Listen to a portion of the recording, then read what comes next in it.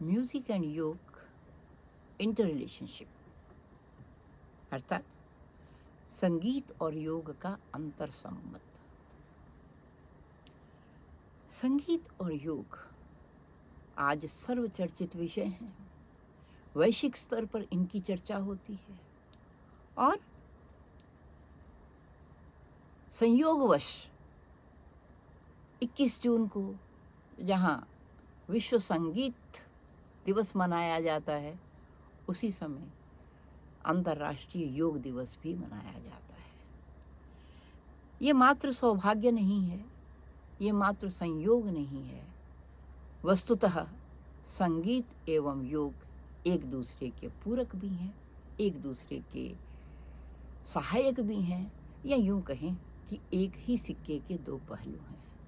जहाँ संगीत है वहाँ योग अवश्य होता है, और जहाँ योग है वहाँ संगीत होने की संभावना अवश्य होती है। पतंजलि ने अष्टांग योग में योग के 8 अंग बताए हैं, जिनमें प्रथम यम है तो दूसरा नियम। आज हम नियम की चर्चा करेंगे। यम का अर्थ है कि चित्तवृत्तियों का निरोध करना, यानी अहिंसा, सत्य, अस्तेय, ब्रह्मचर्य और अपरिग्रह, इन 5 सिद्धांतों पर चलना। नियम का मतलब है कि नित्य प्रति जिन बातों को करना है। यम तो निगेट करना बताता है, नकारात्मक बताता है कि उन चीज़ों को हिंसा नहीं करनी, अहिंसा करनी है। असत्य नहीं बोलना, अस्तेय, चोरी नहीं करनी, तो वहाँ तो वो निगेट बताता है। लेकिन नियम में सब चीज़ों को करने, यानी डूज, जो करना है उस कर्तव्य को बताता है कि क्या क्या करना है। इसके अंतर्गत भी पतंजलि ने 5 अवान्तर विषय कहे हैं। शोच, संतोष, तपा, स्वाध्याय, प्राणिधान नियम। हाँ, तो शोच मतलब पवित्रता। पवित्रता किस चीज़ की है? पवित्रता सर्वप्रथम शारीरिक है। स्नान आदि, वातावरण की स्वच्छता, घर आदि को साफ रखना, मोहल्ले को साफ रखना, वातावरण को स्वच्छ रखना, पर्यावरण को स्वच्छ रखना, ये शौच है। संतोष, जो लाभ हमें प्राप्त हुआ है, जो सौभाग्य से जिस चीज़ की भी उपलब्धि हुई है, उसी में आनंदित होना, ये संतोष कहलाता है। कुछ और पाने का लोभ या जिज्ञासा या आकांक्षा न हो, और प्राप्त वस्तु के प्रति ही निष्ठा और आनंद हो, ये संतोष है। तप है किसी कार्य के लिए कटिबद्ध होना, कर्मठ होना, क्रियाशील होना, ये तप कहलाता है। चौथा इसका जो सिद्धांत कहा है वो है स्वाध्याय, मतलब नियम से करने वाला।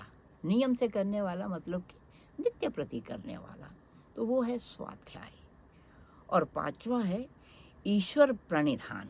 ईश्वर प्रणिधान मतलब कि ईश्वर के प्रति आस्था रखना और ईश्वर के प्रति हमेशा उसका चिंतन प्रखर रखना। तो रोज करने वाले कार्यों में या नित्य प्रति करने वाले कार्यों में ये सब हैं। तो जैसे योग जो है उसका अभ्यास नित्य प्रति किया जाता है, उसी प्रकार संगीत का अभ्यास भी नित्य प्रति किया जाता है। और उस नित्य प्रति अभ्यास के लिए इन नियमों को धारण करना, इन नियमों के प्रति सजग रहना और इन नियमों के प्रति निष्ठावान रहना और इन नियमों को ध्यान में रख करके कार्य करना, ये जो है ये योग का दूसरा अंग कहलाता है। तो इसमें संगीत हो चाहे योगाभ्यास हो, दोनों में ये अवश्य ही ज़रूरी हैं। स्वच्छ वातावरण होना जरूरी है, मन में संतोष होना चाहिए, तप के लिए, कर्म के लिए कर्मठता, क्रियाशीलता होनी चाहिए और स्वाध्याय होना चाहिए। शास्त्र भी कहता है स्वाध्यायात् मा प्रमत्तः, कभी भी स्वाध्याय से प्रमाद ना करें। और फिर ईश्वर की भक्ति, अपने से ऊपर एक सत्ता की मान्यता जो है वो ईश्वर कहलाता है, क्योंकि यत ब्रह्मांडे तत्पिंडे, इस सिद्धांत के अनुसार जो ब्रह्मांड में हो रहा है वो इस पिंड में भी हो रहा है। अगर ब्रह्मांड को कोई शक्ति संचालित कर रही है तो वो ईश्वर है।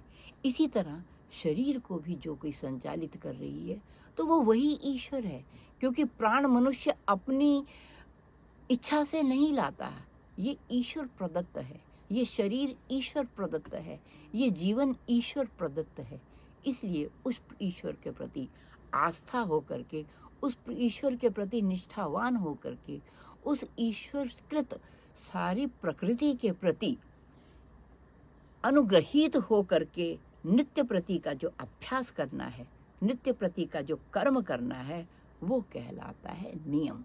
इसको हम डिसिप्लिन भी कह सकते हैं, इसको हम सदाचार भी कह सकते हैं, इसको हम नित्य प्रति का आचरण भी कह सकते हैं, और इसको शास्त्रों में धर्म के मूल लक्षण कहते हुए इनको धर्म के मूल लक्षण भी कहा गया। धर्म के 10 लक्षणों में इनका समावेश हुआ है, लेकिन वास्तव में ये नियम ही हैं। चाहे वो संगीत का अभ्यास है, चाहे वो योग का अभ्यास है, चाहे वो किसी और कला का या विद्या का अभ्यास है, इस नियम की आवश्यकता अवश्य होती ही है। तो ये सार्वभौमिक नियम है, जो कि अष्टांग योग में दूसरा नियम है। तीसरे नियम आसन की चर्चा हम आगामी वीडियो में करेंगे। धन्यवाद।